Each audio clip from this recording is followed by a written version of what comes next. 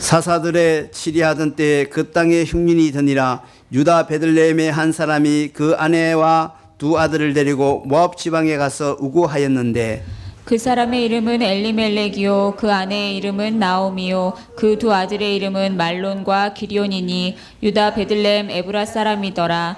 그들이 모압 지방에 들어가서 거기 유하더니 나오미의 남편 엘리멜렉이 죽고 나오미와 그 두 아들이 남았으며 그들은 모압 여자 중에서 아내를 취하였는데 하나의 이름은 오르바요 하나의 이름은 루시더라. 거기 거한 지 10년 즈음에 다 함께 말론과 기론 두 사람이 다 죽고 그 여인은 두 아들과 남편의 뒤에 남았더라. 아멘.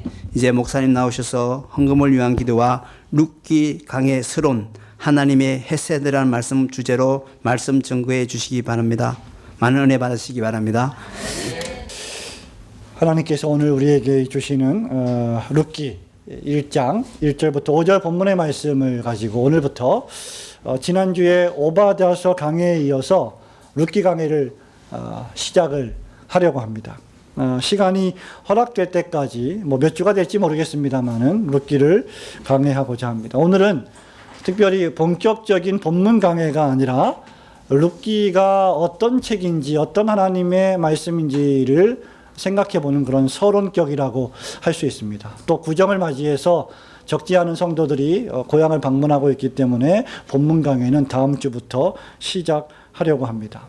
앞으로 여러분들이 룻기 본문을 우리가 강해 설교하고 또 그 말씀을 들을 때 여러분들이 그 말씀을 들으면서 어떻게 그 말씀을 들어야 할지에 대한 여러분들이 꼭 생각하고 숙지하고 있어야 할 필요한 사전 지식에 대한 말씀을 오늘 잠깐 하고자 합니다. 그래서 오늘 설교는 조금 평상시보다 좀 더 좀 자유롭게 좀 진행을 하려고 합니다.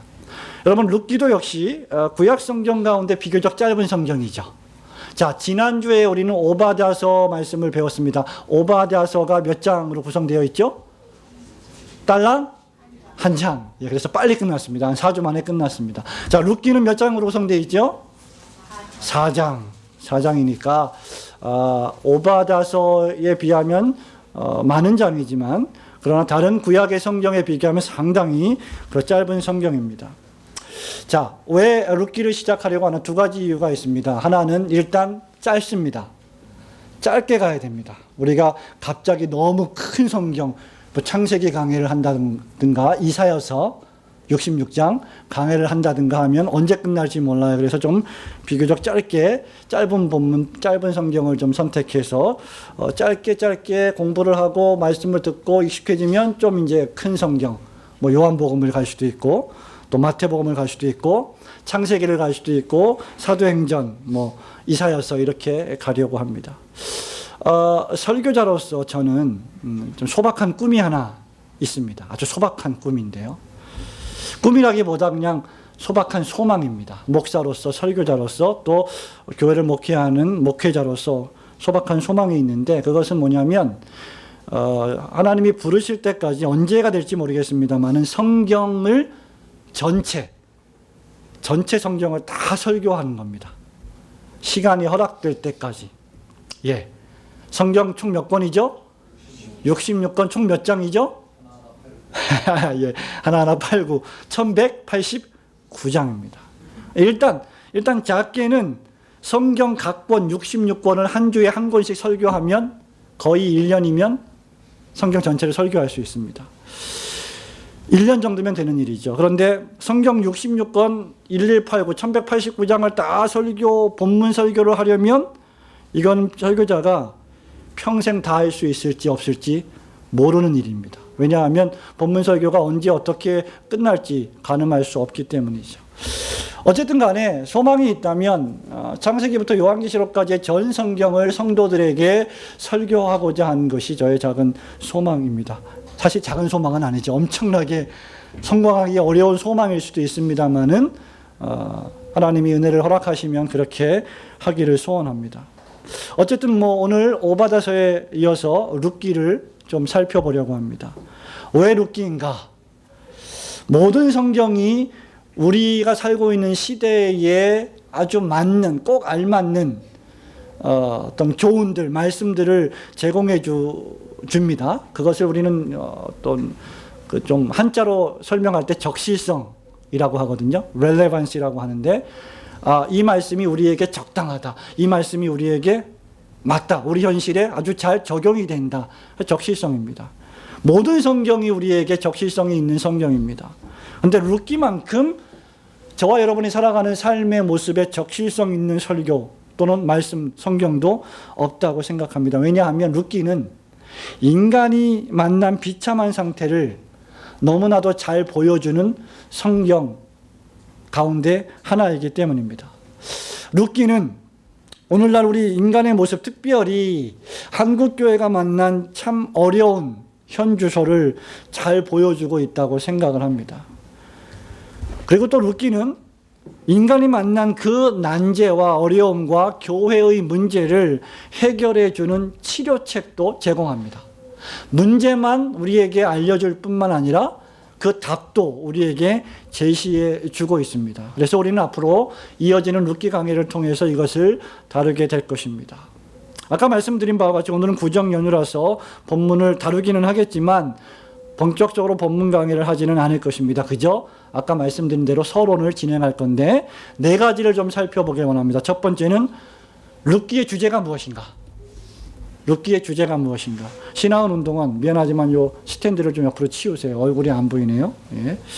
두 번째는, 첫 번째 뭐라고요? 룻기의 주제. 두 번째는 룻기의 시대적 배경입니다. 세 번째는 룻기의 장소적 배경이에요. 어디에서 어떤 지리적인 장소를 통해서 이 룻기가 기록이 되었는가? 어떤 시대에 기록이 되었는가? 마지막은 룻기에 나오는 주인공들입니다. 룻기의 주인공이 누구인가? 룻기의 주연이 과연 누구인가를 살펴볼 겁니다. 첫 번째, 룻기의 주제입니다. 자, 룻기의 주인공, 우리가 룻기의 주제를 살펴보기 전에 룻기의 주인공을 하나 떠올리라고 하면 여러분 누구를 떠올리겠습니까? 룻. 예, 여러분 룻기의 주인공이 룻이라고 생각을 대부분 할 겁니다. 왜냐하면 제목이 룻기이기 때문이죠. 근데 사실 저와 여러분이 룻기를 1장 1절부터 마지막 4장까지를 아주 주도 면밀하게 세심하게 읽어보면 사실 룻의 주인공이 아님을 여러분은 쉽게 발견하기가 어렵지 않습니다. 예, 쉽게 발견하기가 어려울 수도 있고 어렵지 않을 수도 있다 그 말이에요. 자, 왜 여러분은 룻기의 주인공을 룻이라고 생각하는가? 아마도 1장 16절 17절의 영향 때문이 아닌가. 물론 룻기의 제목이 룻이에요. 그렇죠? 그러나 1장 16절 17절 한번 볼까요? 뭐라고 기록이 되어 있습니까? 같이 읽어보겠습니다. 시작. 룻이 가로되 나로 어머니를 떠나며 어머니를 따르지 말고 돌아가라 강권하지 마옵소서. 어머니께서 가시는 곳에 나도 가고 어머니께서 유숙하시는 곳에서 나도 유숙하겠나이다. 어머니의 백성이 나의 백성이 되고 어머니의 하나님이 나의 하나님이 되시리니 어머니께서 죽으시는 곳에서 나도 죽어 거기 장사될 것이라. 만일 내가 죽는 일 외에 어머니와 떠나면 여호와께서 내게 벌을 내리시고 더 내리시기를 원하나이다. 아멘. 아주 유명한 구절이죠. 기가 막힌 구절 아닙니까? 21세기를 살아가는 저와 여러분의 시대에 이런 며느리를 찾아볼 수 있겠습니까? 이야, 어머니가 섬기시는 하나님을 제가 믿겠습니다. 어머님이 섬기시는 하나님을 제가 절대 떠나지 않겠습니다. 어머니께서 가시는 곳에 제가 가고 어머니께서 주무시는 곳에 제가 같이 잘 거고 어머님이 거처하시는 그곳에서 제가 같이 있을 겁니다. 기가 막힌 말씀이죠. 어머니의 백성이 나의 백성이 되고 어머니의 하나님이 나의 하나님이십니다. 거기서 끝이 아니에요. 이 며느리가 얼마나 엄청난 며느리냐면 뭐라 그래요? 어머니께서 죽으시는 곳에서 나도 죽어 거기 같이 장사될 것이다. 시어머니하고 같이 장사되기 원하는 며느리 있어요? 많지 않습니다. 만일 내가 죽는 일 외에 어머니와 나가 분리가 된다면 여호와께서 내게 벌을 내리시기를 원합니다. 기가 막힌 말씀입니다. 그래서 아마 룻, 신앙의 위대한 모범자 룻을 생각하기 때문에 룻기의 주인공을 룻이라고 생각하는 경우가 많고요. 또 생각보다 많은 설교자들이 룻처럼 신앙의 며느리가 되자, 신앙의 유산과 전통을 지키자, 시어머니를 좀 잘 공경하자, 시어머니를 어머니처럼 공경하자, 뭐 이렇게 설교하는 분들도 많이 있습니다. 물론 전혀 그렇게 설교하는 것이 잘못된 것이라고 말할 수는 없습니다.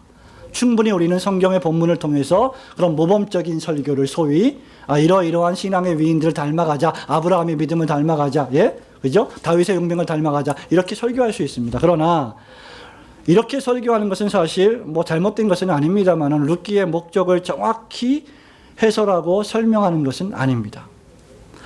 사실 이런 며느리, 룻기에 기록되어 있는 이런 며느리는 지상에서 찾아보기 힘든 게 아니라 우리 김 집사님 표현대로 하면 없답니다. 예. 그런데 신앙의 며느리들은 이렇게 돼야 맞습니다. 이렇게 해야 돼요. 이렇게 해야 되는데, 그리고 그럼에도 불구하고 이렇게 해야 됨에도 불구하고 이런 며느리를 맞으려면 시어머니는 똑같이 그런 시어머니가 되어야 됩니다.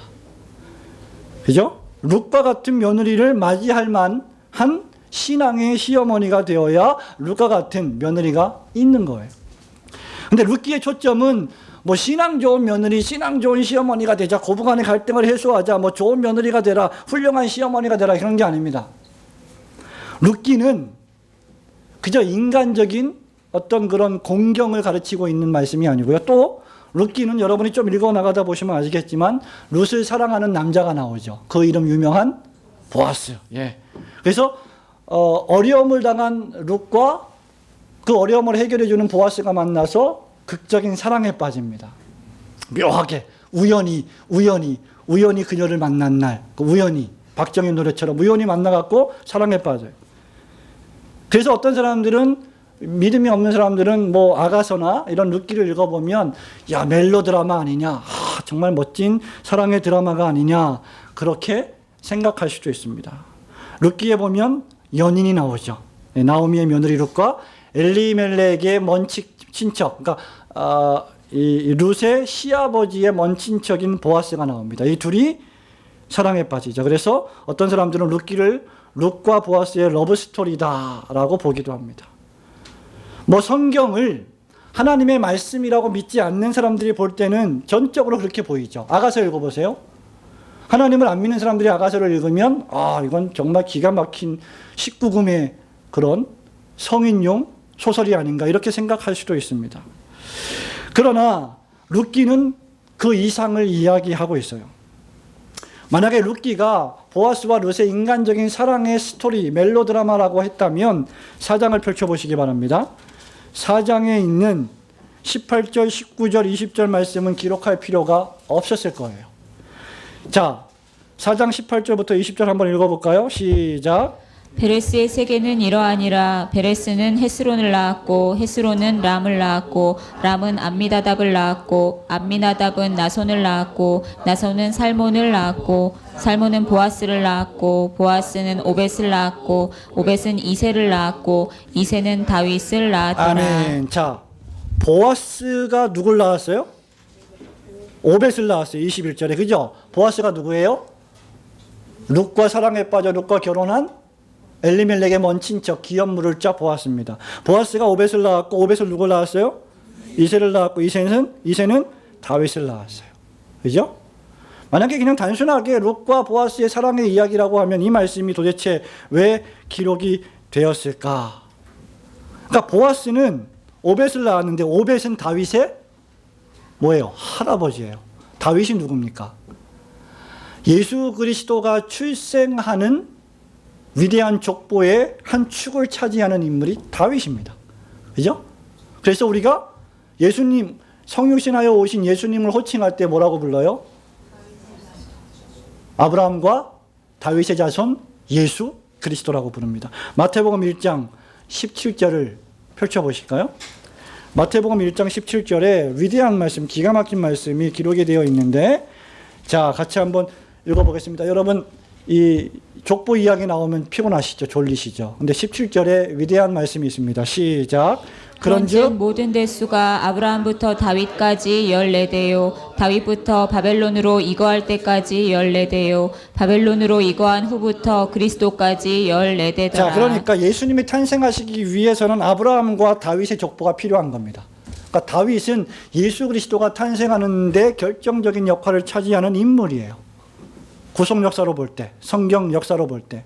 그렇기 때문에 다윗을 낳은 이세를 낳은 오벳, 다윗의 할아버지인 오벳은 대단히 중요한 인물인 거죠. 그 오벳을 누가 낳았어요? 보아스의 아내인 룻이 낳았다 이 말입니다. 그러면 룻은 예수 그리스도가 탄생하는데 결정적인 역할을 하는 인물이라는 것이죠. 그죠? 무슨 말이냐? 룻기는 단순히 러브스토리가 아니라 단순히 신앙 좋은 며느리가 뭐 시어머니가 되자가 아니라 예수 그리스도의 구속의 이야기를 우리에게 시사해 주는 말씀입니다. 신약에까지 나아가는 것이죠. 앞으로 오실 메시아에 대한 예언의 말씀이 기록이 되어 있는 겁니다. 그런 의미에서 보아스는 오실 메시아를 상징하고 있다고 보아도 신학적으로 아무런 문제가 없습니다. 자, 오늘 설교 제목이 무엇입니까? 네? 오늘 설교 제목이 뭐예요? 하나님의 헤세드. 이것이 룻기의 주제입니다. 괜히 제가 하나님의 헤세드라고 썼겠습니까? 헤세드는 히브리어로 하나님의 친절하신 사랑, 그냥 사랑 정도가 아니라 대단히 호의를 베푸는 사랑, 대단히 큰 사랑, 엄청난 사랑, 자비로운 사랑, 따뜻한 사랑을 가리킵니다. 룻기의 주제는 뭐냐? 인간을 향하신 하나님의 크고도 따뜻하고도 자비로우신 친절한 사랑을 그려주고 있는 겁니다. 여러분이 룻기를 읽어나가면서 그것을 발견해야만 됩니다.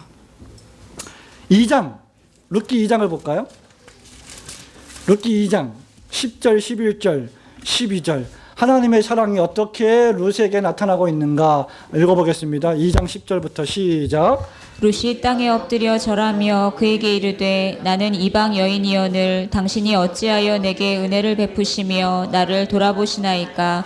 보아스가 그에게 대답하여 가로되 네 남편이 죽은 후로 네가 시모에게 행한 모든 것과 네 부모와 조국을 떠나 알지 못하던 백성에게로 온 일이 내게 분명히 들렸느니라. 여호와께서 내 행한 일을 보응하시기를 원하며 이스라엘의 하나님 여호와께서 그 날개 아래 보호를 받으러 온 내게 온전한 상 주시기를 원하노라. 하나님께서 보아스를 통해서 룻을 보호하시고 사랑하시는 하나님의 그 놀라운 친절한 호의가, 사랑이 드러나고 있는 장면이 아닐 수 없습니다. 룻기는 삭막한 세상에서 참으로 공허한 인생을 사는 인간을 향한 하나님의 사랑의 이야기입니다. 저와 여러분은 저마다 잘 살기를 원합니다. 그죠? 굶어 죽기를 원합니까, 우리가? 잘 먹고 잘 살기를 원합니다. 더 나아가서 우리는 성공하기를 원합니다. 잘 되기를 원합니다. 그죠? 그럼에도 불구하고 우리의 인생은 어떤 경우에는 잘 되기는커녕 더욱더 안 되고 어려움을 당하는 경우들이 종종 있습니다. 뜻하지 않은 사건을 당하는 경우가 있고 사고를 당하는 경우가 있고 가정에, 직장에, 사업장에 문제가 발생하는 경우가 있습니다.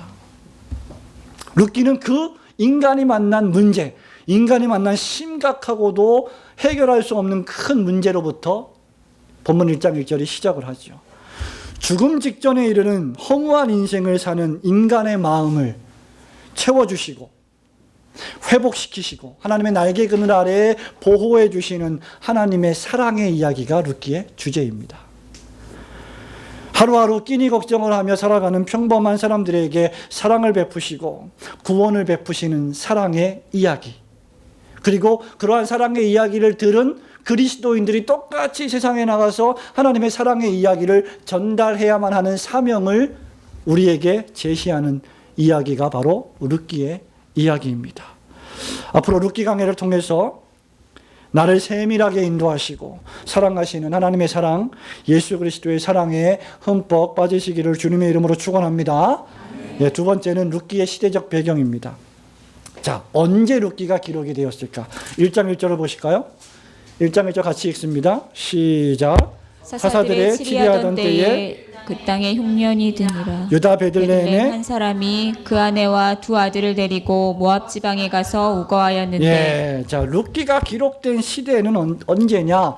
사사들의 치리하던 때, 사사들이 다스리던, 이스라엘 민족을 다스리던 시대. 자, 여러분 성경 목록가 아시죠? 성경 총 몇 권입니까? 66권. 구약 몇 권? 39권. 신약 27권, 67권입니다. 자, 구약 성경 어떻게 외우죠? 시작. 창세기, 출애굽기, 레위기, 민수기, 신명기, 여호수아, 사사기, 룻기, 사무엘상. 끝. 거기까지. 자, 룻기 어디 있어요? 사사기 뒤에. 룻기 어디 있어요 또? 아, 똑똑하시네요. 예. 사사기 뒤에, 사무엘상 앞에. 그러니까 무슨 말이냐? 룻기라고 하는 이 책은 왕정시대가 도래하기 전에 기록됐다. 즉 사사시대와 왕정시대 사이에 기록됐다 그 말입니다. 왕정시대가 시작되기 전이죠. 즉 어떤 시대냐? 이스라엘의 왕이 없던 시대입니다. 이 사사시대를 한마디로 요약해 주는 단어가 뭐예요? 왕이 없는 시대. 누구에게? 하나님의 백성들인 이스라엘 민족들에게 뭐가 없다? 누가 없다? 다스릴 왕이 없는 시대. 자, 다스릴 왕이 없다면 그 사람들은 어떻게 살아갈까요? 네, 지 멋대로. 속된 말로 지 멋대로 살아가는 시대. 사실 어떻게 보면 21세기를 살아가는 저와 여러분은 그야말로 지 멋대로 살아가는 시대를 살아가는 때가 아닌가 생각이 됩니다. 1990년도에 나온 책인가요? 제가 가끔 인용하는데 유명한 책 가운데 하나가 신세대 네 멋대로 해라 하는 책이 있어요. 네 멋대로 해라. 얼마나 도발적이고 얼마나 멋진 제목입니까? 이야, 부모님의 말씀도 듣지 말고 선생님의 말씀 고리타분하고, 예? 우리가 옛날에 우리 선생님들이나 경찰들을 부를 때 뭐라고 불렀죠? 예? 저는 착해갖고 기억이 잘 안 나요. 예, 예, 뭐 죄송합니다. 뭐 짭새, 또 선생님을 뭐라 그래요? 보통 꼰대. 아, 얼마나 별로 안 좋은 표현들입니까? 그런 권위들은 다 필요 없어. 그냥 우리들한테 잔소리만 하는 사람들. 목사, 설교 필요 없어. 그냥 니들 마음대로 살아. 니들 마음대로 신앙생활해. 우리가 살고 있는 시대가 사실 그런 시대가 아닌가 생각이 돼요. 본문 1절을 보십시오. 사사들이 치리하던 때에, 룻기의 배경은 사사시대입니다. 사사기를 한마디로 요약해주는 구절을 암송해 볼까요? 목사님 도대체 무슨 말씀입니까?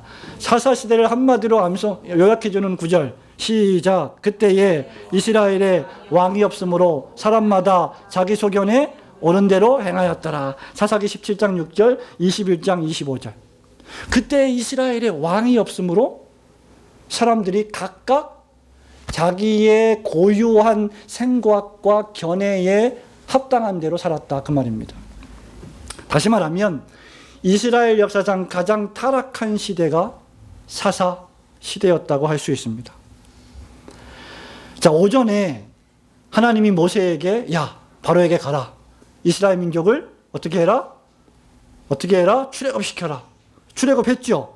홍해를 건넜죠. 가나안으로 들어왔습니다. 가나안을 정복했습니다. 그러나 이스라엘 민족이 완전히 가나안을 정복하지 못했어요. 이방 민족, 우상을 숭배하는 하나님을 섬기지 않는 이방 민족과 혼혈 결혼을 했고, 이방 민족, 가나안 족속과 동화되었고, 그 문화를 본받고 그 가치관을 따랐고, 심지어 그들이 섬기는 우상을 집으로 들어와서 우상을 숭배했습니다. 그것이 이스라엘 백성들이 만났던 사사기 시대의 타락의 모습입니다.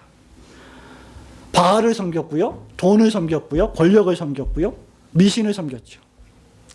그때마다 하나님께서 임시로 세워주신 지도자들이 있습니다. 소위 judges, 판단하는 자, 하나님의 백성들을 판단하는 자, 그들이 바로 사사들입니다. 그 사사들을 통해서 회복되는 것 같았지만 전반적으로 이스라엘 사람들은, 이스라엘 민족들은 타락한 족속들이었습니다. 무려 이렇게 하나님을 왕으로 모시지 않고 자기 마음대로 소견에 옳은 대로 살았던 시대가 약 400년 정도가 됩니다. 여러분, 4년도 아니고 40년도 아니고 400년 동안을 하나님을 떠나서 자기들 마음대로 살았다고 하면 그 타락의 정도가 어떻겠습니까? 주석가들은 사사들이 치리하던 시간만 딱 정확히 계산해 보면 328년이라고 합니다. 어쨌든 300년 동안, 400년 동안 사사시대는 하나님을 떠나고 타락하고 자기 마음대로 행하던 때였습니다. 바로 그러한 시대를 살아갔던 인물이 누구냐? 나오미예요. 그리고 나오미의 남편 엘리멜렉이었습니다. 그리고 그의 두 아들들이었습니다. 룻기는 바로 그런 최악의 시대, 가장 악이 창궐하던 시대에 살아갔던 하나님의 백성들에 대한 이야기입니다. 그 최악의 시대에서 하나님은 최선의 결과를 만드십니다. 시대가 어두울수록 하나님의 역사는 더 강하게 역사하실 수 있는 가능성이 있습니다. 밤이 깊을수록 뭐가 가까워요? 새벽은 가까워옵니다. 밤이 아주 깜깜하게 깊어질수록 해는 뜨게 되어 있습니다. 최악의 시대를 살아가는 그리스도인들에게 최고의 사랑을 베푸시는 하나님의 사랑의 내용이 바로 룻기입니다. 그리고 이 하나님께서 제공하시는 사랑은 누구에게나 열려 있습니다. 아무리 암울한 시대를 살아간다 할지라도 여호와께서 오늘 본문 2장에 있는 말씀처럼 그 날개 그늘 아래 보호하심을 굳게 믿으시는 성도들이 되시기를 축원합니다. 세 번째, 룻기의 장소입니다. 두 가지 장소가 나오는데 첫 번째 장소는 바로 유대 땅 베들레헴이고 두 번째 장소는 이방 땅 모압입니다.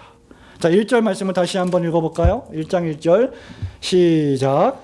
사사들의 치리하던 때에 그 땅에 흉년이 드니라. 유다 베들레헴의 한 사람이 그 아내와 두 아들을 데리고 모압 지방에 가서 우거하였는데, 이 본문 1절 말씀을 통해서 우리가 알 수 있는 팩트, 사실들은 뭐냐? 한 사람 엘리멜렉입니다. 그 아내와 두 아들 4명이 있었는데 그들이 원래 어디 살았어요? 베들레헴에 살았습니다. 그런데 거기에 뭐가 발생했어요? 흉년이 들었습니다. 그래서 이 4명이 어디로 이사 갔어요? 그러니까 이민을 간 거죠. 어디로? 모압 지방으로 이민을 갔습니다. 이사를 갔습니다. 베들레헴은, 여러분이 베들레헴 하면 딱 무슨 생각이 듭니까? 네? 성경을 많이 읽으신 여러분, 신앙생활을 오래 하신 여러분, 베들레헴 하면 어떤 장소예요? 예수님이 탄생하신 장소. 베들레헴은 대단히 종교적으로, 역사적으로 중대한 도시입니다. 근데 예수님 언제 탄생하셨어요? 목사님 무슨 이렇게 어려운 질문을 하십니까? 룻기 시대에 예수님 탄생하셨어요? 아닙니다. 신약 시대에 오셨죠. 그죠? 룻기가 기록될 당시에는 예수님의 탄생이 예언이 되었지만 실현이 되지 않았습니다. 그러니까 그 당시에 베들레헴은 예수님이 오시는 예언의 장소로 아직 공표되지 않았던 장소입니다. 이 베들레헴은 이스라엘의 수도, 영적 수도 예루살렘에서 약 4km 정도 떨어진 그런 작은 마을이에요. 시골입니다. 시골. 아주 작은 시골 마을입니다. 그런데 기독교에 있어서, 그리스도인에게 있어서 베들레헴만큼 중대한 곳이 없습니다. 이유는 바로 베들레헴은 아까 뭐라 그랬어요? 예수님이 탄생하신 예수님의 고향. 그죠? 아브라함도 아니고 모세도 아니고 바울의 고향도 아니고 예수님의 고향이십니다.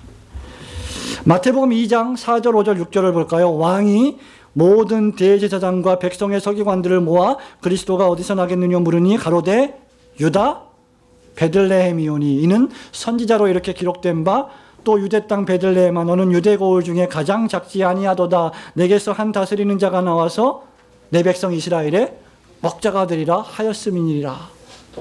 그러니까 베들레헴은 이스라엘을 영도하시고 이끄시는 구원자 메시아 예수 그리스도가 탄생하시는 장소입니다.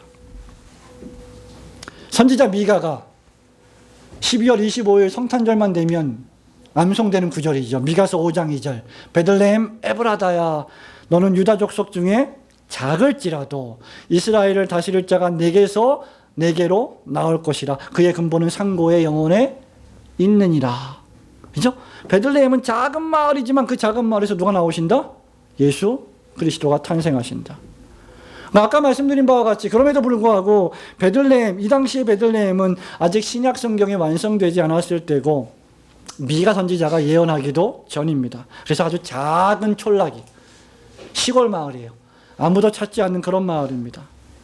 베들레헴의 뜻을 아십니까? 히브리어로? 오늘 제가 설교를 좀 캐주얼하게 한다 그랬죠? 예. Beth and Lehem의 합성어입니다. 여러분이 미국에 가시면 미국의 어떤 도시를 가보고 싶으십니까, 혹시? 로스앤젤레스? 뉴욕? 예. 뉴욕의 합성어. 그래서 뉴욕, 두 글자가 합성돼서 뉴욕입니다. 로스앤젤레스도 역시 로스앤젤레스, 로스트앤젤레스. 천사가 상실된 나라, 마을, 로스앤젤레스. 합성어예요. 마찬가지로 베들레헴도 두 단어의 합성어입니다. 베스와 레헴이에요. 베스는 뭘까요? 히브리어로 집이란 뜻입니다. 레헴은 뭘까요? 우리나라 말로 떡, 빵이란 뜻이에요. bread. 그러면 베들레헴은 무슨 집? 빵집, 떡집. 베들레헴은 떡집이에요. 빵집이에요. 빵이 있는 곳, 식량이 있는 곳, 음식이 있는 곳. 그죠? 그런데 1장 1절을 보세요. 사사들의 치리하던 때에 그 땅에 흉년이 드니라. 그 땅이 어느 땅이에요? 유다 베들레헴. 베들레헴의 뜻이 떡집입니다. 빵집입니다. 그러니까 베들레헴이라고 하는 이 유명한 장소가 음식이 있고 음식이 풍성하고 빵과 떡이 풍성한 그런 지명인데, 지명의 뜻과는 달리 베들레헴에 뭐가 없어요? 레헴이 없어. 빵이 없어요. 먹을 양식이 없습니다. 빵집에 빵이 없는 것입니다. 떡집에 떡이 없는 것입니다. 여러분, 제가 가끔 빵이 먹고 싶어서 이렇게 뭐 배고플 때나 이럴 때 뭐 뚜레쥬르, 또 뭐 있죠? 파리바게트. 그럼 방송이 아니니까 뭐 괜찮겠죠? 뚜레쥬르, 파리바게트 가서 샌드위치 가끔 제가 이렇게 사서 먹는데, 먹고 싶은 샌드위치가 있어요. 제가 싫어하는 샌드위치는 계란이 들어가 있는 걸 별로 안 좋아합니다. 그러나 베이컨이나 이런 샐러드가 들어가 있는 거 좋아해요. 근데 딱 갔는데 그런 빵이 없어요. 내가 먹고 싶은 샌드위치가 없어. 그러면 저는 나와요, 그냥. 내가 먹고 싶은 빵이 없으니까. 다른 빵이 많이 있는데도, 그죠? 그래서 딴 데를 가죠. 내가 먹고 싶은 빵이 없는데 딴 데 가는 거 당연한 거 아닙니까? 그런데 만약에 여러분들이 어떤 빵이라도 배가 고파서 너무너무 배가 고파 죽겠는데 어떤 빵이라도 사 먹으려고 파리바게뜨 뚜레쥬르 들어갔는데 진열대에 빵이 한 개도 없어. 그럼 어떻게 될까요? 야, 무슨 빵집이 이래. 뚜레쥬르가, 파리바게뜨가 무슨 문제가 있나? 그런 생각이 안 들겠습니까? 그러면 그냥 빵을 못 먹고 나옵니다. 다른 곳으로 가죠. 베들레헴에 레헴이 없습니다. 없는 정도가 아니라 뭐라 그랬습니까? 1절에 흉년이 들었다 그랬어요. 흉년. 여기 흉년은 뭐예요? 기근입니다. 기근. 기근이 뭡니까? 먹을 것이 없는 정도가 아니라 아예 죽을 정도로 하나도 없는 거예요. 그런 상태가 너무나 오래된 겁니다. 땅이 쩍쩍 갈라져가지고 양식을 소출하지 못하는 그런 상태가 되어버린 거예요. 그 유명한 떡집 베들레헴이. 그래서 흉년이 들었기 때문에 가장인 엘리멜렉은 어쩔 수 없이 먹고 살기 위해서 모압 땅으로 가게 되는 거죠. 거기에는 뭔가 양식이 있다. 거기에는 뭔가 비옥하다. 그런 소문을 들은 겁니다. 그래서 그 아내 나오미와 두 아들을 데리고 이방 땅 모압으로 갔습니다. 근데 여기서 우리가 한번 생각해 볼 게 있습니다. 도대체 왜 그 유명한 베들레헴이 그렇게 흉년이 들었을까? 성경에서요, 여러분, 성경의 히브리 사람들의 이름이나 지명에는 전부 다 뜻이 있습니다. 우리나라 사람들의 이름에도 뜻이 있죠. 그죠? 거의 뜻을 지닌 이름을 짓습니다. 그러니까 히브리인들은 그게 더 심했어요. 제 이름은 호섭인데, 넓은 호자, 불꽃 섭자. 그래서 저희 아버님, 어머님이 지을 때 불꽃을 넓게 좀 이렇게 전파하라, 뭐 그런 의미로 지으신 것 같아요. 좋은 이름입니다. 뜻이죠. 뜻이 있어요. 모든 이름에는. 근데 베들레헴이라고 하는 뜻의 이름은 아까 말씀드린 대로 떡집이에요. 빵집입니다. 이것은 대단히 의미가 있는 지명이죠. 그런데 왜 흉년이 들었을까? 왜 사람들이 굶어 죽을 정도로, 왜 사람들이 이민을 갈 정도로 엄청난 문제가 발생했을까? 아무리 생각해봐도 안 나옵니다. 이유가 잘 안 나와요. 룻기에. 근데 우리가 유추해 볼 수 있는 것은 1장 1절입니다. 사사들의 치리하던 때. 사사시대가 어떤 시대라고 했습니까? 이스라엘의 왕이 없으므로 사람마다 각기 자기 소견에 옳은 대로 행하던 시대였습니다. 많은 주석가들은 베들레헴의 흉년과 기근이 들은 것은 하나님의 심판이라고 판단을 하고 주석을 합니다. 백성들이 하나님을 떠나고 방자히 행하고 타락하고 범죄하고 자기 마음대로 살던 시대였습니다. 말하자면 베들레헴의 흉년은 하나님의 백성의 타락의 결과라고 생각할 수 있습니다. 이런 생각은 6절 말씀을 보면 더 분명해집니다. 자, 1장 6절을 볼까요? 1장 6절 같이 읽습니다. 시작. 그가 모압 지방에 있어서 여호와께서 자기 백성을 권고하사 그들에게 양식을 주셨다 함을 들었으므로 이에 두 자부와 함께 일어나 모압 지방에서 돌아오려 하여 예, 여호와께서 자기 백성을 어떻게 해요? 권고하셨다.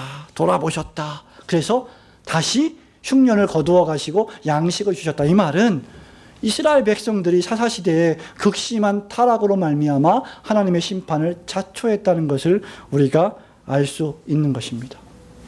성도 여러분, 베들레헴은 베들레헴이어야 합니다. 베들레헴의 뜻이 뭐라고 했어요? 떡집입니다. 베들레헴은 뭐가 있어야 됩니까? 양식이 있어야 돼요. 먹을 게 있어야 됩니다. 떡과 빵이 있어야 합니다.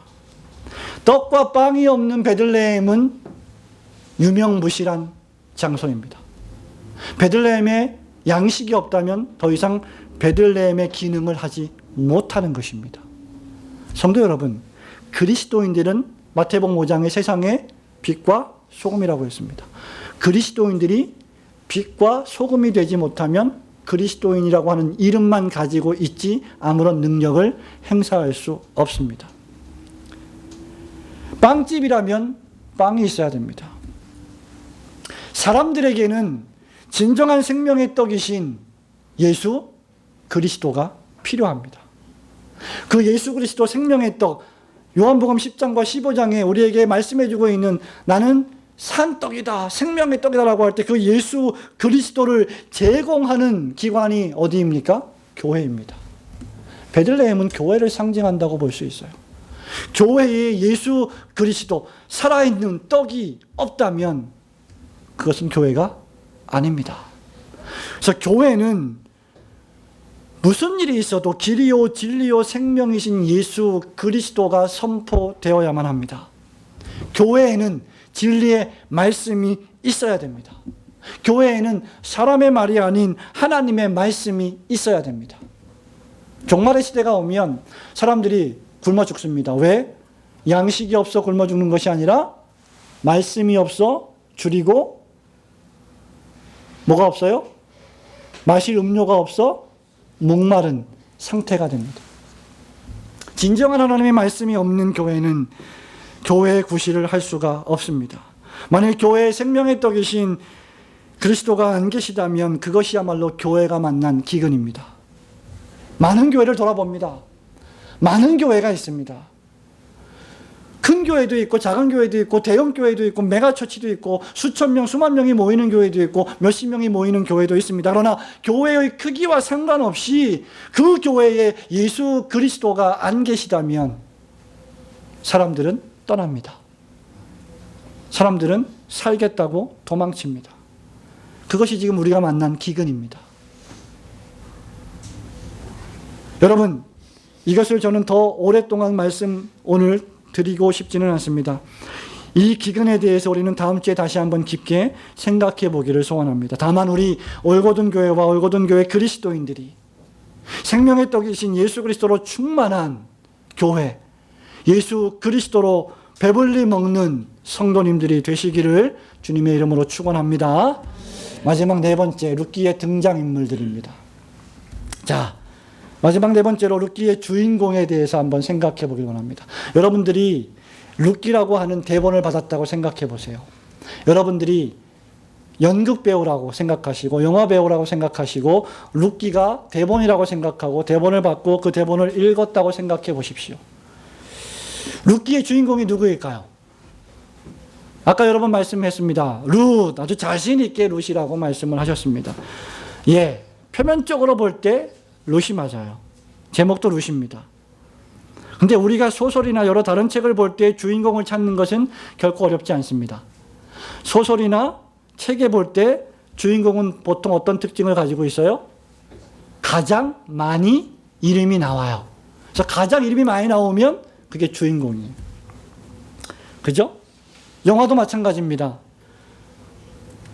어제 우리 집사님, 어떤 집사님 부부가 영화를 보셨다 그러는데 그 영화의 주인공이 죽었어요? 살았어요? 살았어요? 끝까지 안 죽고 살았어요? 주인공 안 죽어요. 주인공 끝까지 안 죽습니다. 불사조입니다. 절대 죽지 않아요. 그런 거 보면 그 영화의 주인공이 누군지 알 수 있어요. 그런데 그러면 룻기의 주인공은 누구냐? 룻이 아닙니다. 일반적으로 볼 때도 룻기에서 가장 많은 이름이 기록되어 있는 사람이 누구예요? 나오미예요. 그래서 어떻게 보면 룻기의 주인공은 나오미로 시작합니다. 나오미입니다. 본문 1장 1절부터 5절에도 나오미가 가장 많이 기록되어 있습니다. 그리고 4장을 보세요. 4장에 보면 룻기가 어떻게 끝나느냐? 17절을 볼까요? 16절, 17절 같이 읽어볼까요? 시작. 나오미가 아들을 취하여 품에 품고 그의 양육자가 되니 그 이웃 여인들이 그에게 이름을 주되 나오미가 아들을 낳았다 하여 그 이름을 오벳이라 하였는데 그는 다윗의 아비인 이새의 아비였더라. 그러니까 룻기는 나오미로 시작해서 나오미로 끝나요. 그러니까 나오미가 어떻게 보면 주인공입니다. 조연이 누구냐? 조연이 룻입니다. 엑스트라는 누구냐? 엘리멜렉이에요. 그런데 진짜 주인공이 있습니다. 누굽니까? 보아스예요. 자, 우리가 성경을 읽을 때, 성경에서 어떤 책에서 주인공을 찾을 때, 주제를 찾을 때 두 가지를 생각해 봐야 됩니다. 하나는 표면적인 주연이 있습니다. 그리고 신학적인 주연 또는 해석학적인 주연이 있어요. 표면적으로 볼 때 주인공은 지금 나오미입니다. 그죠? 그러나 해석학적으로 볼 때, 성경적으로, 신학적으로 볼 때 주인공은 룻의 기업을 물으는 엘리멜렉의 기업을 대신 이어받는 누굽니까? 보아스입니다. 2장 3절을 저와 함께 가볼까요? 2장 3절. 자, 베들레헴을 떠나서 모압으로 살겠다고 갔다가 큰 재앙을 만나고 남편도 죽고 아들 둘도 죽고 자부 2명 중에 1명은 고향으로 가고 나오미만 데리고 다시 베들레헴으로 돌아와서 먹고 살 길이 막막한 이 할머니 나오미. 그의 며느리 룻. 3절 읽어볼까요? 시작. 룻이 가서 베는 자를 따라 밭에서 이삭을 줍는데 우연히 엘리멜렉의 친족 보아스에게 속한 밭에 이르렀더라. 먹고 살려고 이삭을 주우려 가는데 우연히 그 이삭을 줍는 땅이 어떤 땅이에요? 보아스의 땅이었어요. 이게 우연이에요? 결코 우연이 아닙니다. 4절 읽어볼까요? 시작. 마침 보아스가 베들레헴에서부터 와서 베는 자들에게 이르되 여호와께서 너희와 함께 하시기를 원하노라. 그들이 대답하되 여호와께서 당신에게 복 주시기를 원하나이다. 자, 3절과 4절에서 중요한 단어들. 우연히, 마침. 여러분, 이것은 우연이 아닙니다. 어떻게 우연히 마침 보아스가 그 자리에 나옵니까? 우연히 룻이 보아스에게 속한 밭에 갔는데 그때를 맞춰서 보아스가 룻을 만납니다. 결국 보아스는 룻의 주제인 헤세드를 베풉니다. 룻을 돌봅니다. 룻을 사랑합니다. 룻을 책임집니다. 여러분, 이것은 다시 돌아가서 룻기의 주제를 우리에게 상기시켜 줍니다. 살겠다고 고향을 떠난 엘리멜렉의 가정, 나오미, 두 아들, 그 가정이 다 죽고 나오미와 룻만 살아서 지금 고향으로 돌아오는데 살 길이 막막한데 실패하고 절망하고 공허하고 텅 비고 나약한 모습으로 돌아왔는데 그 나약한 인간들을 품에 안고 사랑해주는 보아스의 사랑은 하나님의 사랑을 상징합니다. 나오미의 뜻이 무엇일까요? 희락입니다. 희락. 엘리멜렉의 뜻은 무엇입니까? 여호와 엘 하나님, 멜렉 킹. 여호와 하나님은 나의 왕이시다. 말론과 기련은 약함과 깨어짐의 뜻을 가지고 있습니다. 자, 1장 보세요. 1장을 잘 보십시오. 흉년이 들어서 한 사람이 아내와 두 아들을 데리고 모압 지방에 갔습니다. 거기서 살겠다고 정착을 했는데 그 사람의 이름은 여호와 우리의 왕이십니다. 그죠? 그 아내의 이름은 희락입니다. 기쁨입니다. 그 두 아들의 이름은 약함과 깨짐입니다. 그들이 모압 지방에 들어갔습니다. 그런데 3절 보세요. 나오미의 뜻을 이야기해 볼까요? 희락의 남편 여호와 하나님 왕이 죽고 희락과 그 두 아들이 남았다. 여러분, 인간이 만난 비극을 이름에서도 우리에게 알려주고 있습니다. 5절에 보니까 말론과 기론도 두 아들이 죽었습니다. 그 여인은 두 아들과 남편의 뒤에 남았습니다. 이제 남은 것은 희락인 나오미 혼자입니다. 그리고 룻입니다. 그가 베들레헴으로 돌아옵니다. 이러한 재앙을 만난 남편도 죽고 두 아들도 죽고 며느리 한 명도 돌아가고 이제 한 명과 함께 돌아온 이 나오미가 과연 기쁘겠습니까? 여러분의 삶에서 이런 일들이 벌어졌다고 생각을 해보십시오. 그게 즐겁겠습니까? 고통입니다. 저는 이 고통이 어떠한 고통인지 어느 정도 경험을 한 바가 있습니다. 아버님이 일찍 돌아가시고 어머님이 자식들을 키워야 하는 그러한 어려운 상황 속에서 고생하고 고투했던 것들을 기억합니다. 결코 그것은 희락이 아니에요.